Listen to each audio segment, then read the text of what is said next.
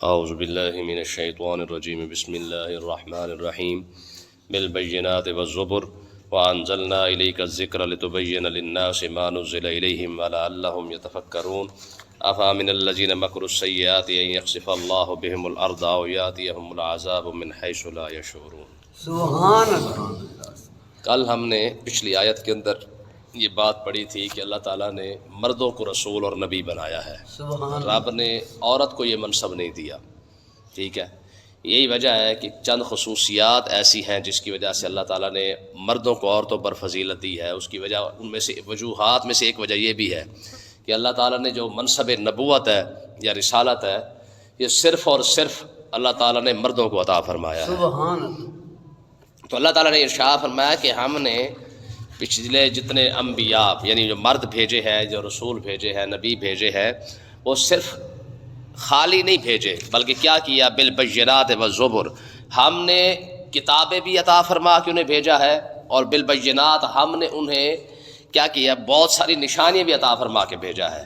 دیکھیں یہ اصول ہے کہ جب کوئی بندہ کسی کے پاس کسی کا پیغام لے کے جاتا ہے تو کوئی نہ کوئی نشانی تو لے کے جاتا ہے۔ اگلا بندہ کہتا ہے کہ بھائی فلانی طرف سے تو اگر تو آیا بھی ہے تو کوئی نشانی، کوئی تو کچھ نہ کچھ تو تمہارے پاس ہوگا، میں کیسے مان لوں کہ تجھے واقعی تجھے جو ہے فلانے بندے نے بھیجا ہے۔ تو اللہ تعالیٰ نے ارشاد فرمایا سیم یہی بات ہے، فرمایا کہ جب میرے رسول میرے بندوں کے پاس آئے تو ہم نے انہیں خالی ایسے نہیں بھیجا کہ جاؤ اور جا کے ہمارا پیغام پہنچا دو، بلکہ ہم نے اپنے رسولوں کو، اپنے نبیوں کو نشانیاں دے کر باقاعدہ بھیجا ہے۔ کیا نشانیاں ہیں؟ فرمایا ہم نے اپنے رسولوں کو، نبیوں کو اتنی پاور ضرور عطا فرما کے بھیجا ہے کہ جو چیز لوگ مانگتے گئے وہ عطا فرماتے گئے۔ سبحان اللہ۔ ٹھیک ہے، جس طرح انہوں نے معجزات مانگے انہوں نے کر کے دکھا دیے۔ پھر اس کے بعد واضح والزبر، ہم نے تورات، انجیل، کتابیں جتنی بھی پچھلے صحیفے گزرے ہیں وہ بھی ساتھ عطا فرما دی ہیں۔ دیکھیں نا، عقل تو اس بات کو نہیں مانتی کہ ایک بندہ کھڑا ہو کے جناب دریا کے اندر صرف خالی ڈنڈا مارے اور دریا جناب اللہ پانی ہو کے جو ہے وہ دو ٹکڑے ہو کے سائڈ پہ کھڑا ہو جائے۔ سبحان اللہ۔ مانتی عقل؟ سوال ہی پیدا نہیں ہوتا ہے۔ ٹھیک ہے، عقل تو اس بات کو نہیں مانتی کہ درخت کھڑا ہو اور ایک کسی کے اشارے پر جو ہے وہ چلتا چلتا سامنے آ کے جناب اس کی گواہی دینا شروع کر دے۔ فرمایا کہ یہ وہ نشانیاں، یہ وہ پاور ہے جو ہم نے اپنے بندوں کو عطا فرما کے بھیجا ہے۔ ٹھیک ہے، تو نبی آئے، جب انہوں نے کہا جی ہم اللہ کے نبی ہیں، تو انہوں نے کہا جی کیا معجزہ ہے آپ کے پاس، کیا نشانی ہے، ہم کیسے مان لیں کہ آپ اللہ کے نبی ہیں؟ انہوں نے کہا بھی جب تم منہ سے نکال کے دیکھو ہم پوری کر کے دکھا دیتے ہیں، پھر تو مان جاؤ گے ہم باقی اللہ کے نبی ہیں۔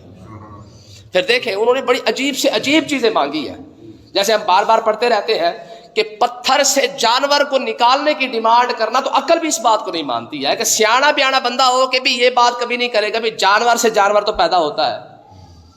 کبھی کوئی بندہ کھڑا ہو کہ یہی کہہ دے کہ جناب یہ پتھر ہے، یہ پہاڑ ہے، یہاں سے آپ اونٹنی نکال کے دکھائیں۔ اول تو سوال یہ بے وقوفانہ تھا، لیکن اس کے باوجود بھی فرمایا کیونکہ نبوت کی جو پاور ہوتی ہے نا، نبی نے تو پھر یہ بھی کر کے دکھا دیا، دعا مانگی اللہ تعالیٰ نے پتھر سے پھر اونٹنی عطا فرما دی ہے۔ سبحان اللہ۔ ٹھیک ہے، تو اس طرح جس طرح کوئی قاصد جب کسی کے پاس جاتا ہے نشانیاں لے کے جاتا ہے کہ بھائی مجھے فلانے بندے نے بھیجا ہے، یہ نشانی ہے، یہ پیغام ہے تیرے پاس، فرمایا اسی طریقے سے ہم نے رسولوں کو جب بھیجا ہے تو اپنی نشانیاں دے کر بھیجا ہے تاکہ تم غلط فہمی کے اندر نہ رہو۔ ٹھیک ہے، نبی جب بھی آئے گا نشانیاں لے کے آئے گا، اور آقا علیہ الصلوۃ والسلام تو ویسے باکمال، حضور کا تو سارا وجود ہی سراپا جو ہے وہ معجزہ تھا، نشانی تھا۔ ٹھیک ہے جی، جو بھی معجزہ، جو بھی چیز انہوں نے مانگی ہے، انہوں نے کہا جناب چاند کو ٹکڑے کر کے دکھایا۔ آپ دیکھیں عقل مانتی اس بات کو، کیسے سوال کیا جائے، لیکن جب نبی سے کیا گیا تو نبی نے کر کے دکھا دیا ہے۔ عقل نہیں مانتی کہ جناب پتھروں سے کلمہ پڑھوایا جائے، لیکن جب نبی سے ڈیمانڈ کی گئی تو نبی نے کر کے دکھا دیا ہے۔ تو اس کا مطلب کیا ہے کہ اللہ تعالیٰ نے یہ بیان فرمایا کہ میرے بندوں کو اتنا پتہ ہونا چاہیے کہ کوئی ایسی ذات ہے جس کا یہ پیغام لے کے آئے کھڑے ہیں۔ ٹھیک ہے، اور یہ پیغام تم تک پہنچا رہے ہیں، اور اس کی نشانی کیا ہے کہ تم جو ڈیمانڈ کرتے ہو پوری کر کے دکھا دیتے ہیں۔ تو اس کا مطلب یہ ہے کہ انہیں بھیجنے والا اتنا پاورفل ہے، تم جو ڈیمانڈ کرو وہ ساری کی ساری کر کے دکھا بھی دیتے ہیں۔ تو اللہ تعالیٰ نے کیا ارشاد فرمایا؟ فرمایا بالبینات والزبر، ہم نے پچھلی آیت میں فرمایا کہ مردوں کو بھیجا، یہاں پہ فرمایا خالی نہیں بھیجا، بالبینات نشانیاں دے کے بھیجا ہے، والزبر پھر ہم نے کتابیں دے کر انہیں بھیجا ہے۔ ٹھیک ہے جی، آپ کسی بھی نبی کے بارے میں کبھی یہ نہیں پڑھیں گے، نہیں سنیں گے کہ کسی نبی نے کسی کے پاس جا کے تعلیم حاصل کی ہو۔ یہ صرف حضور کی بات نہیں ہے۔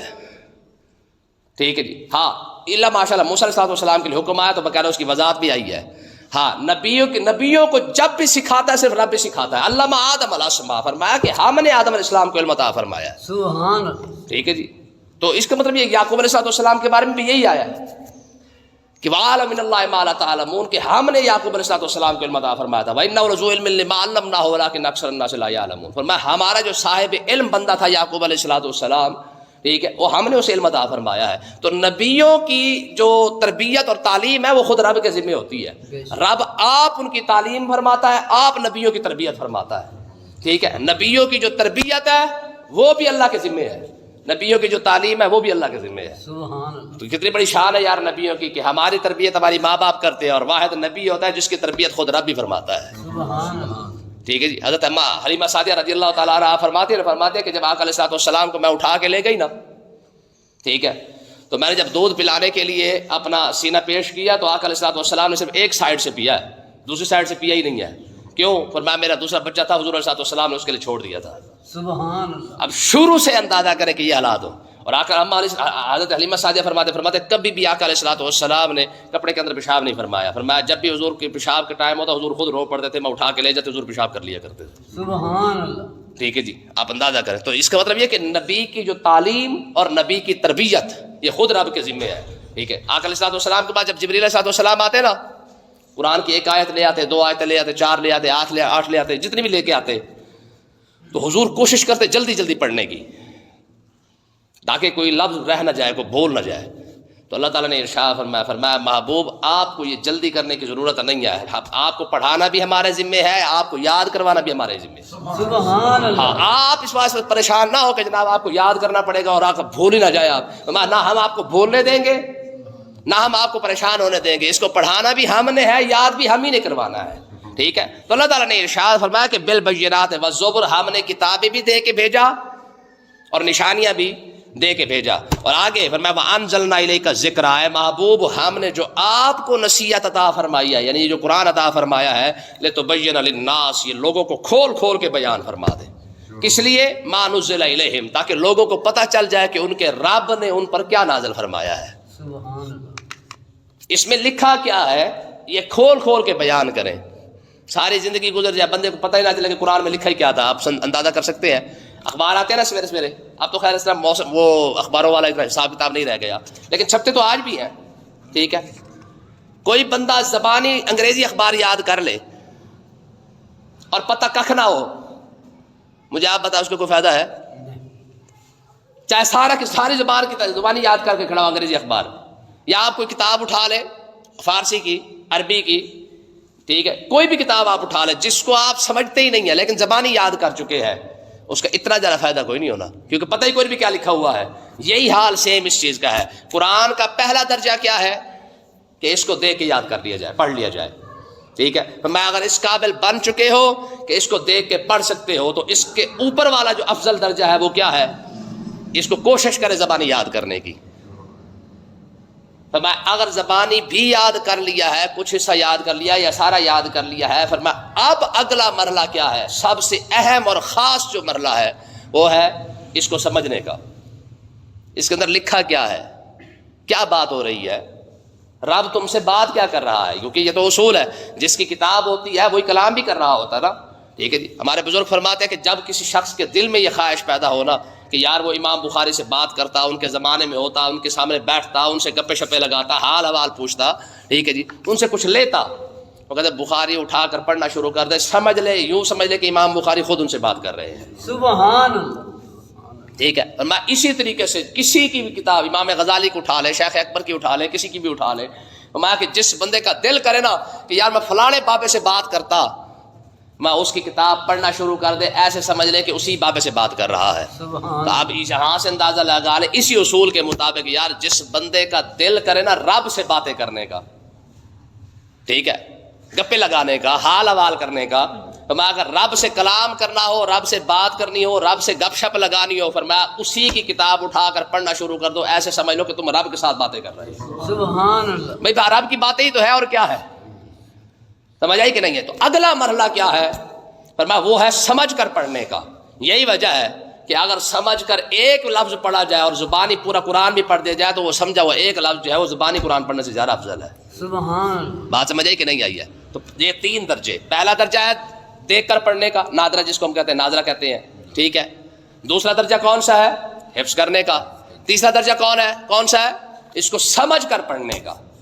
ایک غیر مسلم نا مسلمان کے پاس آ گیا، اس نے کہا یار تمہارے پاس کیا دلیل ہے کہ تم صحیح جو ہے وہ مذہب پر قائم ہو؟ انہوں نے کہا ہمارے پاس قرآن موجود ہے. کہا قرآن کس کا ہے؟ کہا ہمارے رب کا کلام ہے. کہا تمہارے رب نے تم سے کیا بات کی ہے، ذرا مجھے بھی سمجھاؤ. اور آگے ٹھوس. اب کیسے بتایا بھی رب نے ہم سے کیا بات کی ہے؟ یہ تو پتہ ہی کوئی نہیں.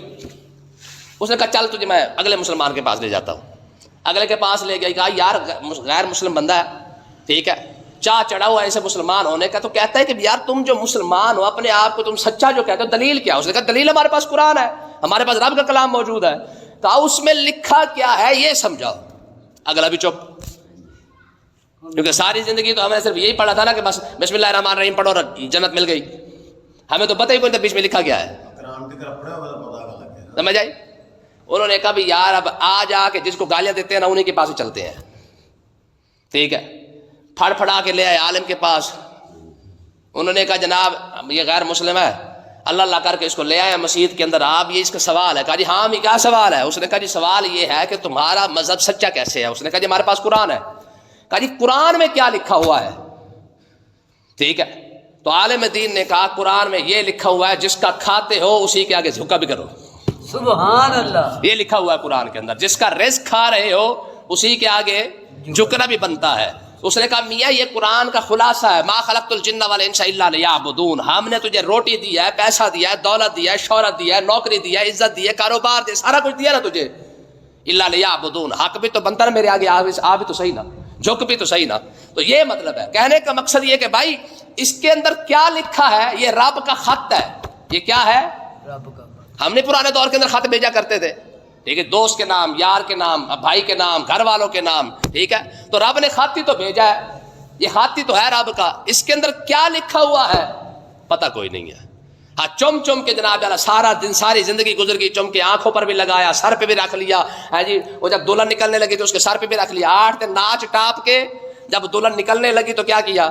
سر کے اوپر بھی ہم نے، ٹھیک ہے جی، ناچنا ٹاپنا پورا کر لیا. اس کے بعد کیا کیا؟ جب دلہن نکلنے لگی انہوں نے کہا جی قرآن کے سائے میں جاری. 8 دن کنجر خانے کے سائے میں تھی، ٹھیک ہے جی، 2 منٹ کے لیے قرآن کے سائے میں آ گئی ہے.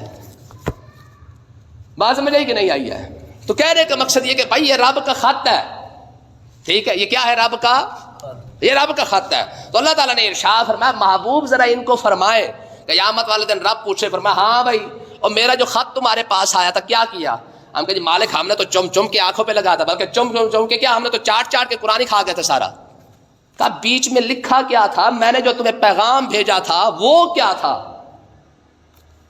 پتہ کوئی نہیں. قیامت والے دن ہم رب کو کہ مالک ہم اس بات کا پتہ نہیں کہ تو نے کیا کہا تھا، ہم نے تو یہ پتہ چلا تھا کہ تو نے بھیجا تھا، ہم نے چم چم کے جو ہے وہ سر پہ رکھا. ٹھیک ہے جی، مجھے بتایا پھر لتر نہیں پڑیں گے تو اور کیا پڑھیں گے کہ ظالموں میں نے خط بھیجا تھا اسے کم سے کم کھول کے دیکھتے تو صحیح، میں تم سے کیا بات کر رہا ہوں، میں نے تمہیں کہا کیا ہے، اس کا پتہ ہی کوئی نہیں ہے.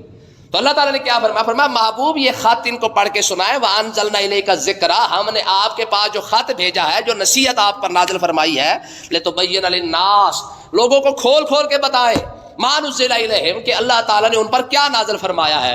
وَلَعَلَّهُمْ يَتَفَكَّرُونَ، تاکہ رب کا خط سن کر کوئی تھوڑا سا سوچ لے کہ ہم کہاں کھڑے ہوئے ہیں. وَلَعَلَّهُمْ يَتَفَكَّرُونَ، تھوڑا سا تو سوچے نا کہ ہم کھڑے کہاں پہ ہیں. اور آگے دیکھیں فرمایا محبوب أَفَأَمِنَ الَّذِينَ مَكَرُوا السَّيِّئَاتِ، فرمایا کہ جب یہ خط پڑھیں گے نا تو انہیں سارا کوئی نظر آ جائے گا. کیا؟ فرمایا وہ لوگ جو ہمیشہ اسلام کے خلاف سازشیں کرتے رہے، اسلام کے خلاف بولتے رہے. یہ آیت تو کفار مکہ کے بارے میں نازل ہوئی ہے، لیکن حکم عام ہے. فرمایا جو ساری زندگی بیٹھ کر جناب اعلیٰ مولویوں پر باتیں کرنی، ساری زندگی قبر پہ جگت بازی کرتے رہے، آخرت پر جگت بازی کرتے رہے، نیک عمل پر جگت بازی کرتے رہے. کسی کو کہے نا جناب آپ مسجد کے اندر آپ بیٹھ کم سے کم چھوٹے سے عمل ہی کر لے، مرنا تو ہے نا، آپ پہ رب بخشے گا، یعنی تجھے نیک عمل کی ضرورت ہی کوئی نہیں ہے. ٹھیک ہے جی، آپ دیکھ لیں مسلمان آج ایویں ذلیل ہو رہے ہیں. ہماری سب سے زیادہ جہاں بیٹھک ہوتی ہے نا اس میں سب سے زیادہ جو موضوع ہوتا ہے نا وہ اسلام پر مذاق ہوتا ہے. نہیں ہوتا؟ داڑھی پر مذاق، مولوی پر مذاق، صوفی بندہ اس کو دیکھ کر مذاق، کھانے پر مذاق، حلوے پر مذاق. قبر کا مذاق، قیامت کا مذاق. آپ بتائیں یہ ساری وہ چیزیں ہیں، سارا کچھ بتایا تو اسلام نے ہے، مسلمانوں نے بتایا گیا نا، اسلام نے بتایا نا سارا کچھ. ہماری بیٹھک کا اکثر حصہ صرف اور صرف اسلام کے مذاق پر ہوتا ہے. پتہ چلا مولوی نے انج کر دیتا ہے، پتہ چلا اور مولوی نے انج کر دیتا ہے. اب علماء نے فتویٰ دیا ہے نا جہاد کے فرض ہونے کا. اب بھی کئی لوگ جو ہے وہ لوگوں کو پیڑ ہے، کہتا جی مولوی خود کیوں نہیں جاتے. فتویٰ اس لیے دیا گیا کہ جن کے پاس پاور ہے وہ ان کو بھیجیں، وہ جائیں.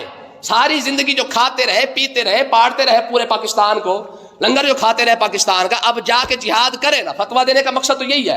علماء کا، عالم کی ذمہ داری کیا ہوتی ہے کہ عالم شریعت کی روح میں بتا دیتا ہے کہ بھائی یہ کام اب کرنا ہے یا نہیں کرنا ہے، یا جائز ہے کہ ناجائز ہے. یہ عالم کی ذمہ داری ہوتی ہے. اب علماء کا کام تھا جب اچھا تھوڑی دیر پہلے تک فتویٰ نہیں دیا نا تو سارے بھونکتے رہے ہیں، اب تو کوئی فتویٰ نہیں آتا، اب تو کسی کو کوئی فتویٰ یاد نہیں ہے. اب علماء نے مل کے بیٹھ کے جب کہا نا کہ الاقرب فالاقرب، یہ اصول ہے کہ جہاد کب فرض ہوتا ہے، کیسے فرض ہوتا ہے. جب علماء نے اب یہ فتویٰ دے دیا تو کہتے خود کیوں نہیں جاتے. تو جن کو پیسے دیے ان کو بھیجو نا. فتویٰ دینے کا تو مقصد یہ ہے کہ بھائی تمہیں کھلایا ہے، جاؤ جا کے جہاد کرو. ٹھیک ہے، حکمرانوں پر جہاد فرض ہے، اس کے بعد فوج پر جہاد فرض ہے.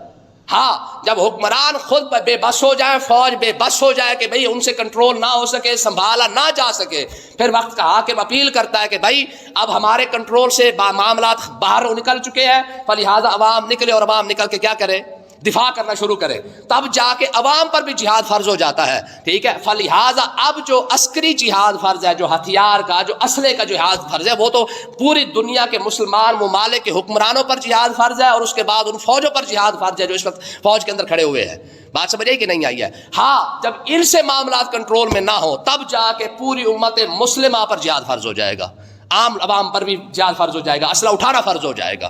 تو بات سمجھ آئی کہ نہیں آئی ہے؟ تو اللہ تعالیٰ نے ارشاد فرمایا افامن الذین مکروا السیئات، فرمایا وہ لوگ جو ساری زندگی اسلام کے خلاف سازشیں کرتے رہے، ان یخسف اللہ بہم الارض، فرمایا ہو سکتا ہے کہ اللہ تعالیٰ انہیں زمین کے اندر ہی دھنسا دے.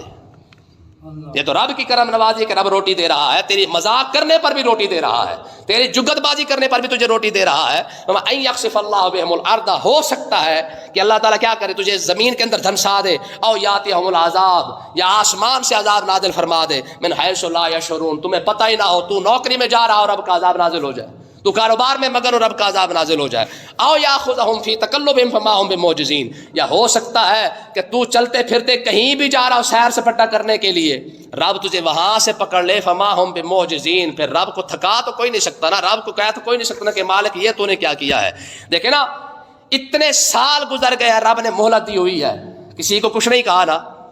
ٹھیک ہے، تو پھر بھی بندہ سمجھے کہ جناب کچھ بھی نہیں ہوتا، خیر ہے. 70 سال رب نے پیچھے بھی مہلت دی تھی لوگوں کو، قوم کو 70 سال مہلت دی ہے. فرعون کو تو 400 سال مہلت دی ہے، 400 سال. آپ کو سوچ سکتا ہے ان میں سے 320 سال تو اس کو کاٹا بھی نہیں لگا، بلکہ روایات کے اندر آتا ہے کہ وہ خبیث جب انگاروں پر بھی چلتا نا تو اسے انگاروں کی آگ کا سیک بھی نہیں پہنچتا تھا. فرعون کو 320 سال تک اس بندے کو کانٹا بھی نہیں لگا، سر درد کو چھوڑے، پیٹ درد چھوڑے، کانٹا بھی کبھی نہیں لگا ہے. لیکن آخر کتنے دیر یہ قوم سمجھتی کہ ہم شاید ویسے ہی بچ جائیں گے، ہمیں تو آج تک کچھ نہیں ہوا ہے. ہمیشہ یاد رکھیں یہ رب کا اصول ہے، رب ڈھیل دیتا ہے اور پھول دیتا ہے. جب بندہ وہ بالکل پر ہو جاتا ہے، اسے سمجھتا ہے کہ اب کچھ بھی نہیں ہونا، تب عذاب آتا ہے. تو اللہ تعالیٰ نے کیا فرمایا، فرمایا او یاخذہم لا تخوف، یا تو تم کہیں جا رہے ہو رب پھر عذاب دے دے، او یاخذہم لا تخوف، یا پھر ہو سکتا ہے کہ آہستہ آہستہ تمہیں نقصان کی طرف، تمہیں عذاب کی طرف لے جائے، تمہیں پتہ ہی نہ چلے. آج کوئی نقصان ہو گیا، کل کوئی نقصان ہو گیا، پرسوں کچھ نقصان ہو گیا، کبھی ڈنگروں کے اندر، کبھی کاروبار کے اندر، کبھی عزت کے اندر، کبھی جان کے اندر، کبھی مال کے اندر، کبھی کچھ نہ کچھ ہوتا رہتا ہے.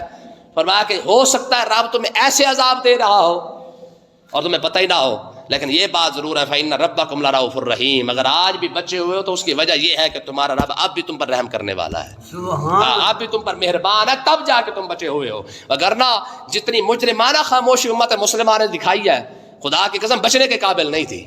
دیکھیں نا کتنے مسلمان ہیں، 2 ارب کے قریب 2 ارب مسلمان دنیا کے اندر موجود ہیں، اور امام مہدی کے ساتھ کتنے لوگ ہوں گے، صرف 12,000. اس کا مطلب یہ ہے کہ 2 ارب جو مسلمان موجود ہے، یا تو یہ مسلمان ہی نہیں ہے، یا یہ اس کی حالت، اسلام کی اس حالت کے اندر ہی کوئی نہیں ہے کہ رب انہیں قبول فرما لے. 2 ارب مسلمان موجود ہوں اور چند سالوں کے اندر اللہ کرم فرمائے ہو سکتا ہے کوئی ایسے حالات پیدا ہو جائے، اگر امام مہدی تشریف لائے تو امام مہدی کے ساتھ صرف اور صرف 12,000 بندہ کھڑا ہوگا، 2 ارب میں سے 12,000 بندہ، باقی سوچ لے کہ لوگوں کا ایمان کہاں پہ کھڑا ہوا ہے۔ اللہ پاک سمجھنے کی توفیق عطا فرمائے۔